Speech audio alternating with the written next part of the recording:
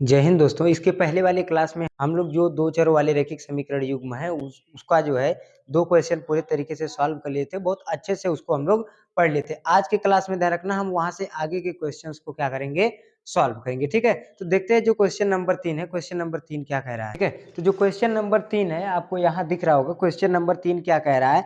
कह रहा अनुपातों A1/A2, B1/B2, C1/C2 की तुलना कर ज्ञात कीजिए कि निम्न रैखिक समीकरण के युग्म संगत हैं या असंगत। ध्यान रखना, A1/A2, B1/B2, C1/C2 जो अनुपात दिए हैं इनकी हमें तुलना करना, और तुलना करके हमें ये ज्ञात करना है कि जो ये बहुपद है ये क्या है, संगत है या असंगत है। कोई दिक्कत नहीं है ना। तो देख लेते हैं कि वो कौन कौन से समीकरण है। अब ध्यान रखना, क्या कह रहा है? कह रहा है कि ये ज्ञात करके बताइए कि जो ये बहुपद है ये क्या है, संगत है या असंगत है। हमें यही चेक करना है ना। ये जो बहुपद दिया है इसका A1/A2, B1/B2, C1/C2 तीनों की हमें तुलना करना है, और तुलना करके ये ज्ञात करना है कि ये संगत है या असंगत। हमें यही ज्ञात करना है, कोई दिक्कत नहीं। हम लोग देखो कैसे ज्ञात करेंगे।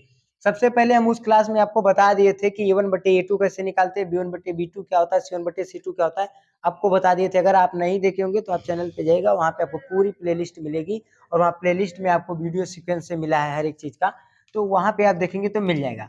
तो ध्यान रखना, पहले तो हम पकड़ लेते। तो A1/A2 क्या है? A1 बराबर क्या दिया है हमें, 3। B1 बराबर क्या दिया है हमें, 2। C1 बराबर क्या दिया है हमें, -5। ये हम आपको बता देते, जो समीकरण एक से चीजें मिलती हैं वो ये 1 1 होती हैं, और जो समीकरण दो से मिलेगा वो क्या होगा, 2 2 होगा। जो x के साथ होता है उसको 1, जो y के साथ होता है उसको b, और जो किसी के साथ नहीं होता उसको क्या बोलते हैं, c। तो x के साथ क्या दिया है, 3, तो यहाँ पे क्या हो जाएगा 3। y के साथ y के साथ 2 दिया तो b बराबर 2, और ये अकेला है 5, तो 5 इधर प्लस है, इधर आके क्या आ जाएगा माइनस, इसलिए -5। वैसे ही A2 बराबर 2, B2 बराबर 3, -3 दिया तो -3, C2 बराबर 7, प्लस है आके क्या आ जाएगा माइनस, हो जाएगा। अब हम सॉल्व करेंगे अपने सूत्र के अकॉर्डिंग। A1/A2 बराबर B1/B2 बराबर C1/C2। तो A1 का मान 3 है तो क्या लिखेंगे, 3 बटे A2 का मान 2 है तो 2 बराबर B1 का मान बटे B2 का मान -3 है तो -3 बराबर C1 का मान -5 बटे C2 का मान -7 है तो -7, माइनस से माइनस कट जाएगा। यहाँ पे अगर देखेंगे तो क्या 3/2 बराबर है 2/-3 के, नहीं। तो पहला और दूसरा बराबर नहीं है, और जब पहला दूसरा बराबर नहीं है तो इसको क्या कहते हैं, प्रतिच्छेदित रेखाएं। अगर रेखाएं, ध्यान रखना, प्रतिच्छेदित हैं तो वो कौन सा बहुपद होगा, संगत बहुपद होगा। कोई दिक्कत नहीं है ना। अगर रेखाएं क्या है, प्रतिच्छेदित हैं तो बहुपद संगत होगा। समझ में आ गया? इसमें संगत और असंगत कैसे पहचानेंगे, कोई दिक्कत नहीं है ना। अब हम लोग देख लेते हैं आगे का क्वेश्चन, क्योंकि जितने भी क्वेश्चन है सब इसी तरीके से। अब देखिए जो अगला क्वेश्चन है, अगला क्वेश्चन आपको यहाँ दिख रहा होगा। क्या कह रहा है? एक आयताकार बाग जिसकी लंबाई चौड़ाई से 4 मीटर अधिक है। एक आयताकार कोई बाग है जिसकी लंबाई चौड़ाई से 4 मीटर अधिक है, का अर्ध परिमाप 36 मीटर है। बाग की बीमाएं ज्ञात कीजिए। कोई आयताकार बाग है जिसकी लंबाई चौड़ाई से क्या है, 4 मीटर अधिक है, ठीक, और उसका अर्ध परिमाप 36 मीटर। हमें बाग की भुजाओं को क्या करना है, ज्ञात करना है। तो हम लोग मान लेते हैं कि जो बाग है उसकी चौड़ाई क्या है, यक्स है। मान लेते हैं, माना आयताकार बाग की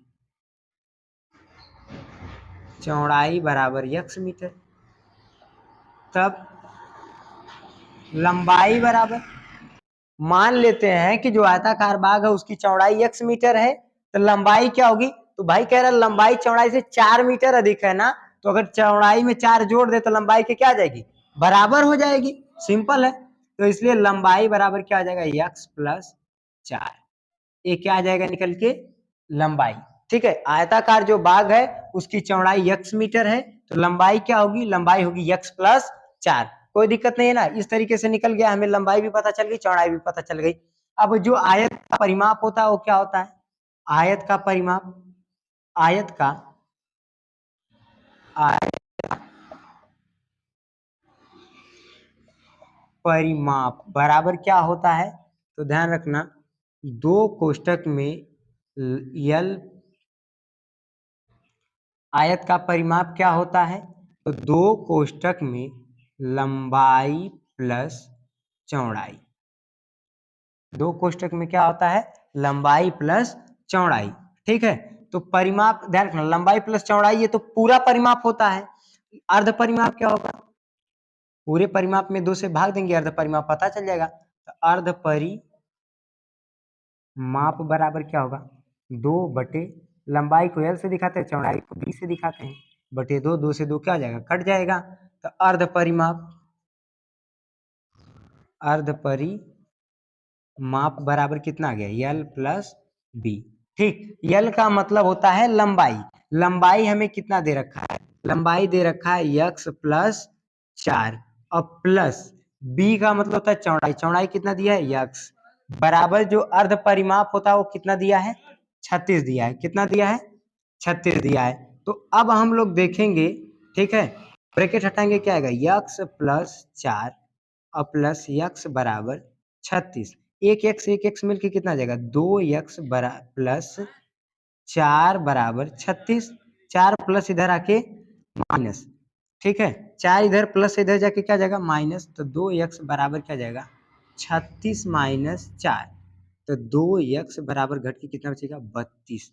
तो x बराबर 2 गुणा इधर आके भाग हो जाएगा, तो 32 बटे 2, 2 एक कम 2, 16 दूनी 32। तो x बराबर 16 मीटर। ये हमें क्या निकल के आ गई, चौड़ाई। लंबाई बराबर क्या होगा, लंबाई बराबर क्या पता चला, यक्स प्लस 4। तो यक्स का मान 16 प्लस 4 बराबर 20। तो लंबाई बराबर 20 मीटर।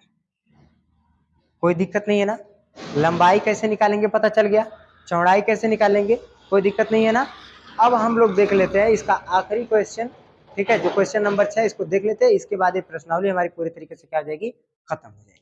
क्वेश्चन नंबर 6 है वो आपको यहाँ पे दिख रहा होगा, क्या कह रहा है, एक रैखिक समीकरण 2x प्लस 3y बराबर 8।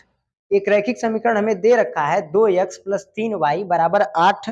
ये हमें क्या किया, क्वेश्चन दे रखा है। अब हमें क्या कह रहा है, दी गई दो चरों के एक ऐसी और रैखिक समीकरण लिखिए। हमें एक इसी के जैसा एक और रैखिक समीकरण लिखना है ताकि प्राप्त युग्म का ज्यामितीय निरूपण, जैसा कि प्रतिच्छेदित करती रेखाएं हो, समांतर रेखाएं हो, संपाती रेखाएं हो।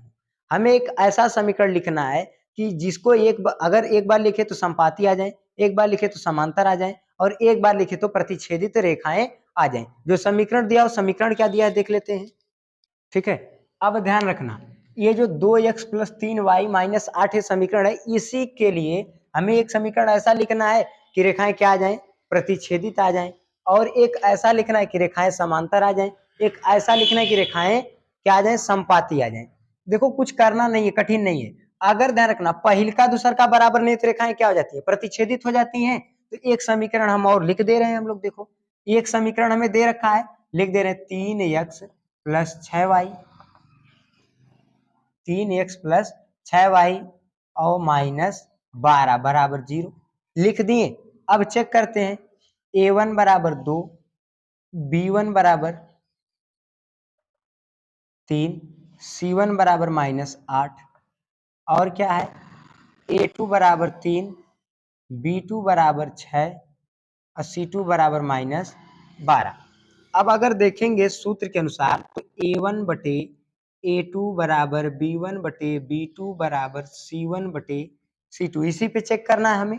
a1 का मान 2, a2 बराबर b1 का मान 3 बटे b2 का मान 6 बराबर c1 का मान ध्यान रखना क्या है, माइनस 8 बटे माइनस 12। तो हमें c क्या मतलब है, देखो 3 एकम 3, 3 दूनी 6, तो 2 बटे 3 क्या बराबर है 1 बटे 2 के, नहीं। तो जब ए पहला और दूसरा बराबर नहीं होता है तो इसको क्या कहते हैं, प्रतिच्छेदित रेखाएं। क्या कहते हैं, प्रतिच्छेदित रेखाएं। तो बताओ समीकरण मिल गया कि नहीं। इसी तरीके से एक समीकरण और लिखना जिसको लिखने के बाद हमें ये पता चले कि रेखाएं क्या हो जाएंगी, समांतर हो जाएंगी। और फिर एक बार ऐसा लिखना कि जिसके लिखने के बाद रेखाएं क्या हो जाए, संपाती हो जाए। समझ में आ रहा है कि नहीं। अगर एक बात याद रखना, कोई भी ना काटे, अगर अक्को नहीं काटेगा, जैसे मतलब कि सबके सब सॉल्व करने के बाद क्या है, बराबर आ जाए। जैसे क्या करना, जैसे ये 2 है, यहाँ पे तुम क्या कर दो, 4 कर दो, भाग करेंगे 1/2 आएगा, यहाँ पे 3 है, यहाँ 6 कर दो, काटेंगे 1/2 आएगा। यहाँ पे क्या दिया है, 8 दिया है, तुम क्या काट दो, 16 कर दो, 8 एकम 8 दूनी 16, सब में क्या आ जाएंगे, मान सेम आ जाएंगे। तो ये कौन सी रेखा हो जाएगी, समपाती रेखा हो जाएगी। कौन सी हो जाएगी, समपाती हो जाएगी। ऐसे ही एक निकाल लेना जिसमें पहला दूसरा बराबर हो, तीसरा का बराबर ना हो, तो क्या हो जाएगी, समांतर हो जाएगी। कोई दिक्कत नहीं है ना, इसको सॉल्व कर लेना इस तरीके से। बाकी इस तरीके से आप लगाएंगे, पूरी प्रश्नावली का सवाल आपसे क्या हो जाएगा, लग जाएगा। आशा करते हैं आज की क्लास में जितना भी चीज समझाई होगी सब आपको समझ में आई होगी। मिलेंगे नेक्स्ट वीडियो में।